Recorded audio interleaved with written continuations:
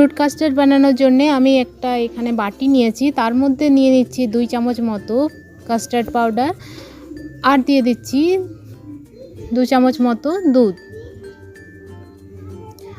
দিয়ে ভালোভাবে এটাকে ব্যাটার বানিয়ে নিতে হবে। এখানে কিন্তু গরম দুধ নেওয়া চলবে না, রুম টেম্পারেচারে দুধ নেবেন, তাহলে ভালোভাবে মিশে যাবে। গরম দুধ নিলে কিন্তু জমাট বেঁধে যাবে। এবার আমি একটা কড়া বসিয়ে নিয়েছি গ্যাসের মধ্যে, এর মধ্যে দিয়ে দিচ্ছি 200 ml মতো দুধ, লিকুইড দুধ দিয়েছি।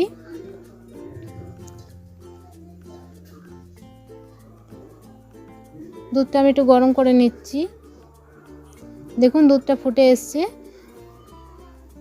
অল্প একটু ঘন করে নিতে হবে দুধটা।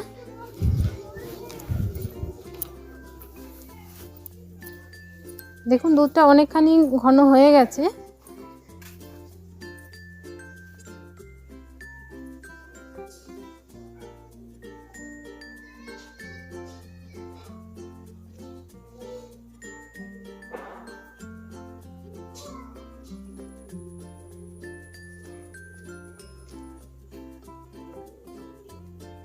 এবার আমি এর মধ্যে একটু একটু করে ওই যে ব্যাটার বানিয়ে রেখেছিলাম কাস্টার্ডের, তো সেই ব্যাটারটা আমি একটু একটু করে দিয়ে দেবো।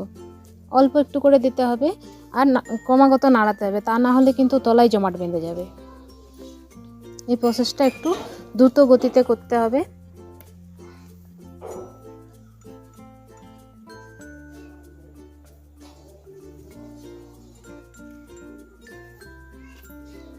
এভাবে দিয়ে এভাবে নাড়াতে থাকতে হবে।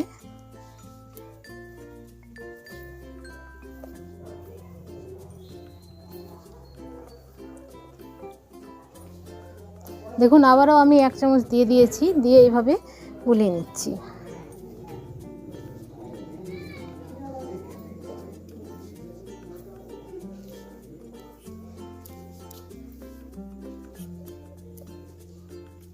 দুধের কালারটাও কিন্তু চেঞ্জ হয়ে গেছে এখানে।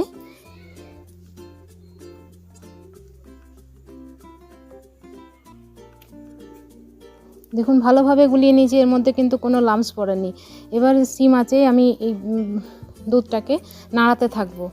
এভাবে নাড়াতে নাড়াতে দুধটা দেখবেন ঘন হয়ে আসবে। আর দুধটা ঘন হলে কালারটাও একটু ডিপ হয়ে যাবে।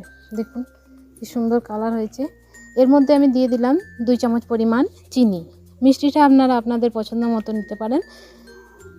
আমার খুব বেশি মিষ্টি প্রয়োজন নেই, তার জন্য আমি 2 চামচ দিয়েছি।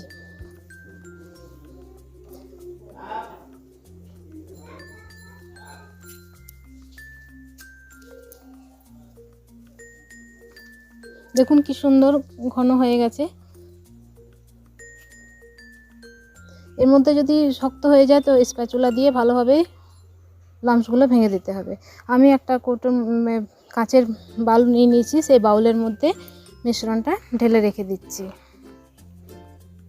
রুম টেম্পারেচারে আসা পর্যন্ত আমি অপেক্ষা করছি, যাতে একটু ঠান্ডা হয়ে যায়। এদিকে আমি অনেক রকমের ফল কুচি করে রেখেছি। আপনার কাছে আপনি যেরকম ফল থাকবে সেটাই দিতে পারেন, বা আপনার যে ফল পছন্দ আপনি সেটা দিতে পারেন। আমি দিলাম কিছু বানানা, মানে কলা, পাকা কলা কুচি করে রেখেছিলাম দিয়ে দিয়েছি, আপেল কুচি দিয়েছি, একটু চেরি দিয়েছি। আপনারা এখানে পমোগ্রানেট দিতে পারেন, আঙ্গুর দিতে পারেন, যা ফল আপনাদের ভালো লাগবে আপনারা সেটাই দিতে পারেন। দেখুন সমস্ত ফল দিয়ে আমি ভালোভাবে মাখিয়ে নিচ্ছি। ড্রাই ফ্রুটসও দিতে পারেন, আমি ড্রাই ফ্রুটস দেবো গার্নিশিংয়ের সময়। এবার এই যে ফলগুলো দিয়ে মাখিয়ে দিয়েছি, মিশ্রণটা আমার রুম টেম্পারেচারে এসে গেছে। এবার এটাকে আমি ফ্রিজের মধ্যে রেখে দেবো মোটামুটি 2 ঘন্টার জন্য। এর থেকেও বেশি রাখতে পারেন, 4 ঘন্টা রাখলে আরও বেশি ভালো লাগবে।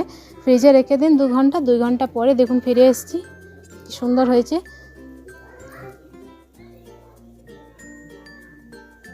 এবার আমি একটা ছোট বাটির মধ্যে সাজিয়ে নিচ্ছি।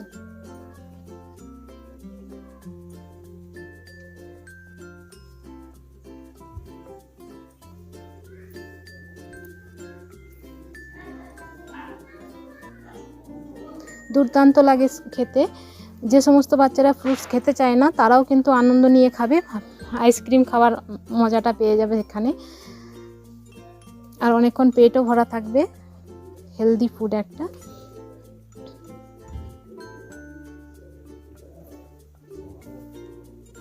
আপনারা অবশ্যই একবার বাড়িতে বানিয়ে দেখবেন কেমন লাগে। দেখুন আমি এর মধ্যে কিছু ড্রাই ফ্রুটস নিয়েছি।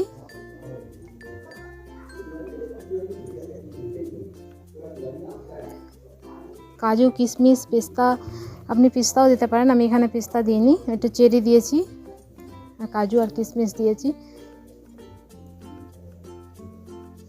এর মধ্যে আপনার কোকোনাটও দিতে পারেন গ্রেট করে, খুব মজাদার হয় খেতে। আমার রেসিপিটা আপনাদের কেমন লাগলো অবশ্যই আমাকে কমেন্ট করে জানাবেন। আর আমার চ্যানেলে যদি নতুন হয়ে থাকেন তাহলে অবশ্যই চ্যানেলটাকে সাবস্ক্রাইব করে দেবেন, আর নিচে থাকা বেল আইকনটা প্রেস করে দেবেন। আজ এই পর্যন্তই, দেখা হচ্ছে অন্য ভিডিওতে।